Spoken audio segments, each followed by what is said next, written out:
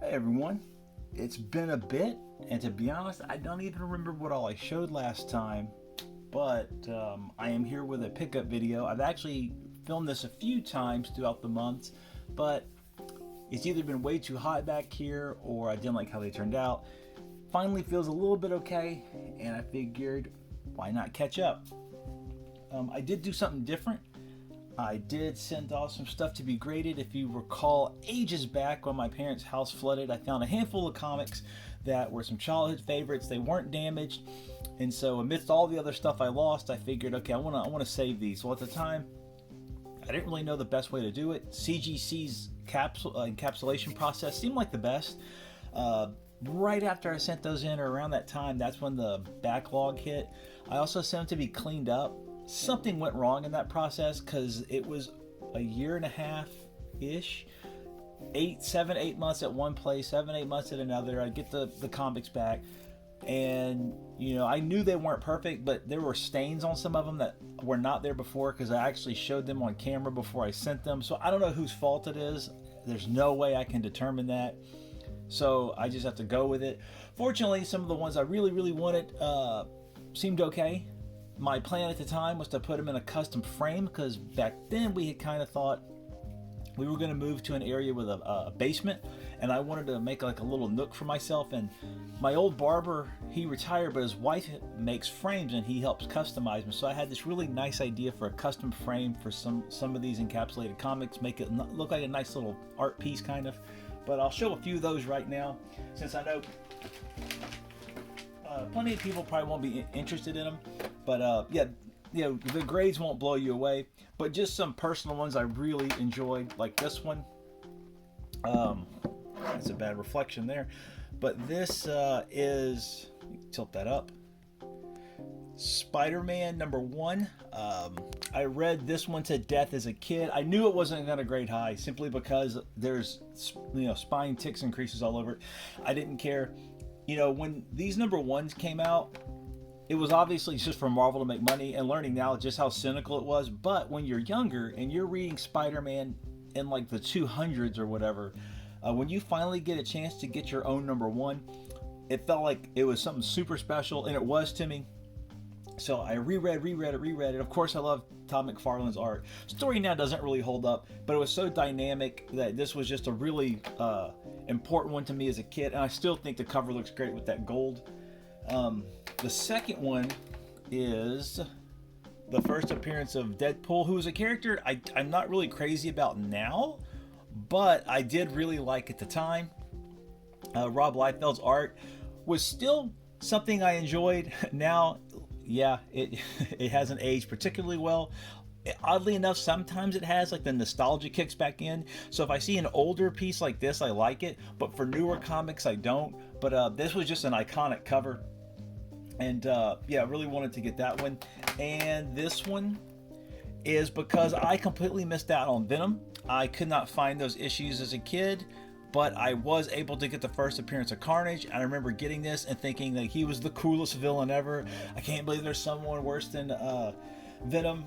But yeah, those three in particular, I really wanted to have a nice frame and inside make a foam and have it cut out to where you don't necessarily see the top part with the grade. You would just see the comic.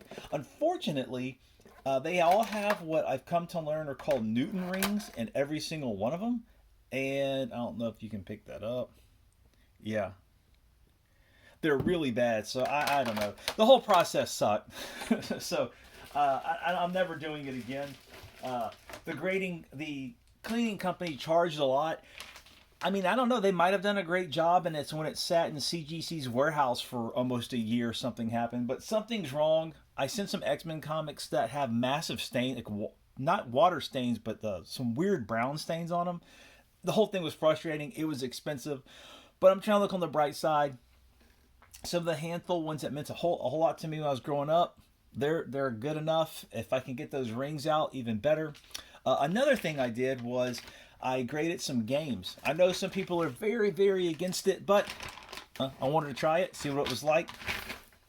And I've seen all the videos with all the heritage and WAD and all that. I don't care. I just wanted to see what it would be like. Most of them came back fine.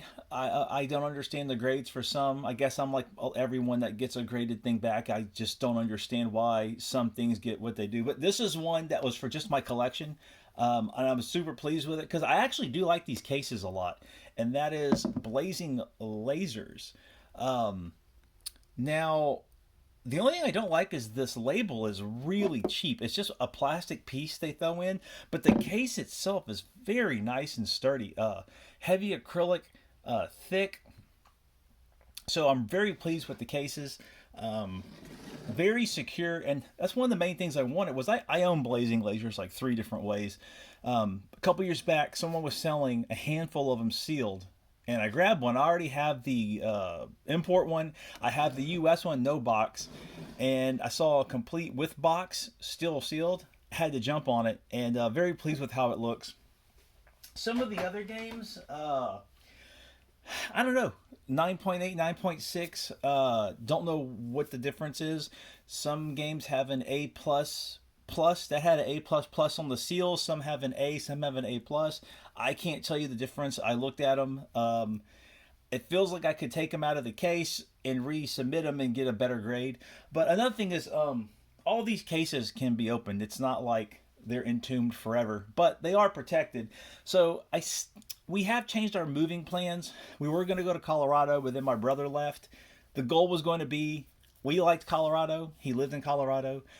We were going to move there, and eventually our both of sets of our parents had kind of said in the future we'll end up where the bulk of the family is. So we thought, perfect. Well, then he moves back down here, throws our plans into disarray. And then the prices in Colorado are just crazy. Colorado Springs, though, looks pretty affordable, but we're probably going to end up in North Carolina. She has family there, and then a lot of family nearby, and that's close enough for us to fly down. So no basements there, so I'm trying to figure it out. In the interim, I am selling stuff. Sold about 15 things. Selling comes and goes. It can be depressing and not, because you'll sell 5 or 6 things in 1 week. Then you sell nothing for 3 weeks. Or for the first time in my life, I've had a non-payer. They just didn't send the money.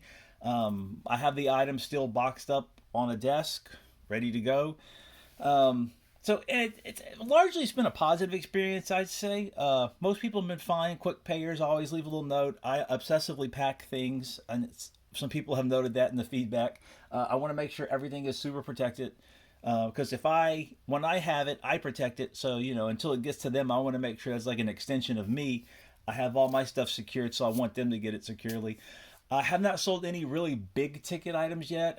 I'm still kind of torn on when to do that because things have slowed down so much. But, like I have my CPS2 games I'm probably not going to bring with me because at this point I just use the Mister.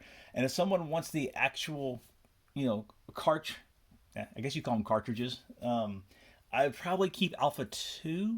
I have Alpha 1 through 3 and X-Men. I'm kind of tempted to keep the Alpha Trilogy. I like it so much. But I just haven't hooked up my HAS in a long time. Get rid of some of my MVS games, to be honest. I don't know. I just have so much stuff I'm not getting to. This back looks absolutely horrible. My wife's about to kill me. So I've really got to start moving more stuff. And I'm about to show you a bunch of shit I haven't played. Let me go with the older stuff. This actually just came in, so I haven't had a chance to try it. Zack and Wiki. These are forum purchases, and I have not had a good forum purchase in a long time, so it was nice to finally get one under my belt. I've never actually played Zack and Wiki. This is one I've heard about, but never got around to. Resident Evil 4 on the Wii. Actually, I have purchased this several times. I don't know why. It's a very common game, but the 2 or 3 times on eBay I purchased it, the different sellers never sent it. So finally got it. This was kind of a bummer because although I wanted it and the game looks like it's in great shape, the manual does have some pretty heavy indentions on it, and it's a jet black manual, so it's not noticeable if you just look at it, but the second any sort of light hits it, it is very glaring.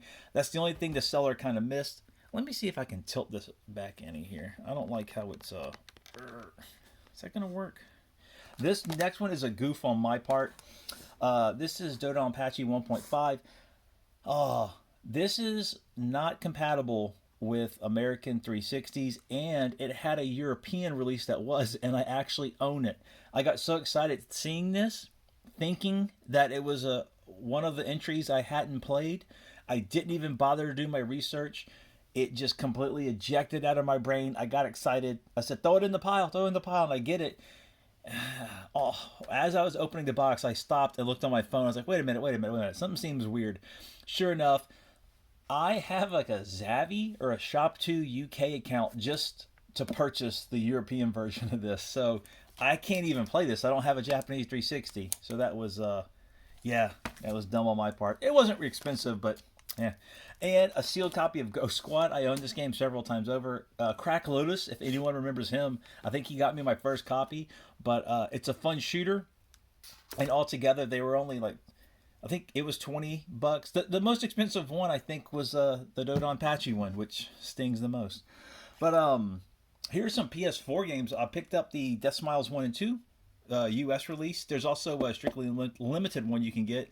This comes with a bonus, some bonus material.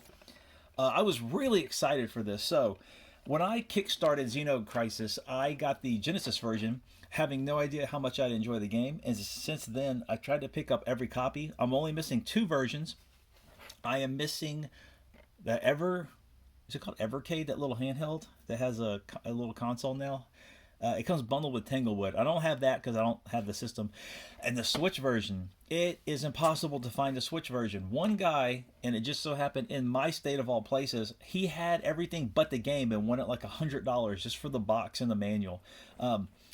Strictly Limited actually had a warehouse sale, and this was one of them, and I couldn't believe I got a copy because I've gushed about this game plenty, but I absolutely love it, and I'm super excited I got this copy. I haven't played the PS4 too much late. Well, actually, you know what? Let me explain what happened. Let me put these down. Before I go any further and show a bunch of stuff I haven't played, let me just explain. After 2 years, after the deaths of several relatives and a couple of coworkers, I finally caught the virus. And it was terrible. I was sick for about 3 weeks. If I can find a way to insert an image, I will. I sweated through bed mattresses. So I didn't do a lot during this chunk of time I hadn't made a video. Because after that, I really didn't want to do anything. But what I did learn is I could use my Chromebook to stream Xbox games through, it's like Xbox.com beta play, something like that. So here's what I did. I went through Dead Space 1, Dead Space 2 Ignition, which fucking sucked. It's that little mobile game.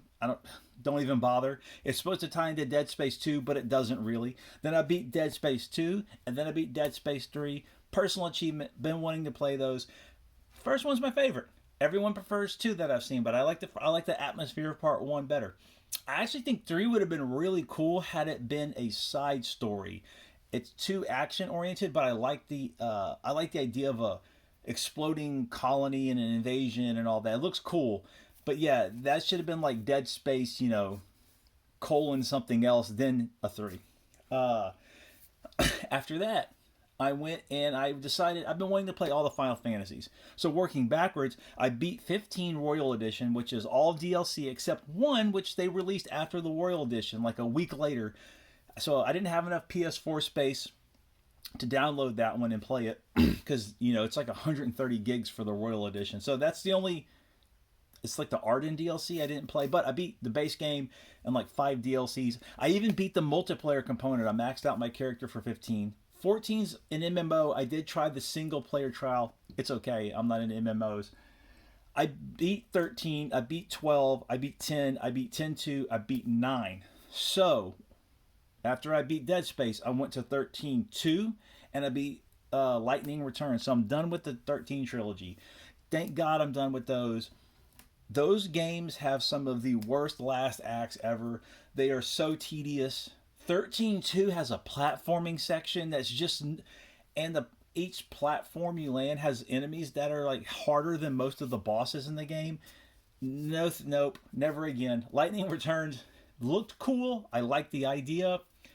I liked the concept, but a lot of people prefer the mechanics of it. I couldn't get behind it. They basically shoved 3 party members into one character. I found that also kind of a chore. I'm glad they're done. Then I beat Final Fantasy VIII, another personal goal. I remember being a teen when that came out. I played 7, liked it. You know, I can see if you didn't play 7 first why you like 8 a lot. I guess it's everyone's first Final Fantasy is kind of their favorite. So many people love the 13 trilogy because it was they started on it. I like 7 a lot. I beat the 7 remake as well. I didn't really like it, but that's under my belt. 8, I don't like the draw system. You can't. It discourages you from using magic. You have these cool summons that become super tedious. Thank God the remaster has a 3 times speed button so you can get through those animations. Otherwise, it would have taken me another 10 hours. But I didn't mind the character so much. Squall I found kind of funny. He seemed like a person who found themselves in a JRPG without realizing it or wanting to be in one. And then from that perspective, I thought it was funny. Some of the animations look pretty good. The remaster though was rough. High resolution models with low resolution backgrounds. It made the game kind of hard to play because I couldn't find where to go because it's so blown out and pixelated. Things can be hard to spot. But yeah, so that's done. I'm almost done with 6, but I had a problem on my Chromebook. I was playing it through RetroArch. Screwed up my save. I might have to restart. I've already beaten 1, so that just leaves 2 through 6. If I go through 6 now, I'm over halfway done. I can polish it. Don't know what I'm going to do. So that's why I haven't played any of these games, is that I played all of those plus a few more. Austria Ascending. That game also sucked. I beat it. Very poorly made JRPG. And maybe there was one other game in there. I'm playing Deathloop now. Seems fun. But I'm wanting a RPG again. And I'm biding my time till Persona 5 Royal Edition goes on live. So here's all the games I didn't play. Hope you're ready. Well, these I guess technically I have. These are retro. From my favorite seller, I picked up King of Fighters Evolution for Dreamcast. King of Fighters non-Evolution, but same game for PlayStation. And the import Dreamcast. King of Fighters 99 Dream Match, which is I think a remake of 98. This is the budget release. I just like the cover a lot. When I got King of Fighters 15, I was in such a King of Fighters. Oh, okay, ran out of space there. Gonna have to hurry. King of Fighters 15, as I was saying, I was on such a big kick. I had set this deal up, but took a long time to come to fruition. And I got this, the last, I believe, pack I need. Panzer Dragoon 1 and 2 comes in this cardboard box. It's a Japanese only release, obviously, but these were a run of Saturn titles in Japan that, like Samurai Showdown and a few others, you got these special cases for. I believe that's the last one I needed. So for modern stuff, I picked up Soul Hackers 2, but I made the joke on Devil May Pie's video after his lukewarm review that I put this on the back of the shelf. And that actually wasn't a joke. It's exactly what I did. So some quick Switch titles I would like to get to. Eastward looks like a fun little retro style action game. Triangle Strategy, I believe everyone's heard of that one. Looking forward to it. This looks like a really cool shooter with some fun pups. Xenoblade Chronicles 3, again, people know about it. Stubbs the Zombie, this was a GameStop exclusive. I'm never buying from GameStop again. This game came in decent shape, but the other 2 I had to return. One had a razor cut through the case and the artwork. Both other games were open, stepped on, and one had a knife sliced diagonally through everything. So yeah, those were definitely returned. Live Alive, the remake of a Super Famicom game I enjoyed. Not sure if I showed this, but Strictly Limited has a Darius Extra version for the Genesis. I thought this was a pretty cool pickup. There are so many more I'm not showing you because it seems like a colossal waste of time and money to keep ordering this stuff. But one day I will have the time, and hopefully that is soon. Once I get rid of some of these physically large games that I don't play, make some room, and then hopefully when we move, which should be within the next year, I'll finally have some time once that settles down. But beyond all that, hope everyone's been doing well, and I will talk to everyone later.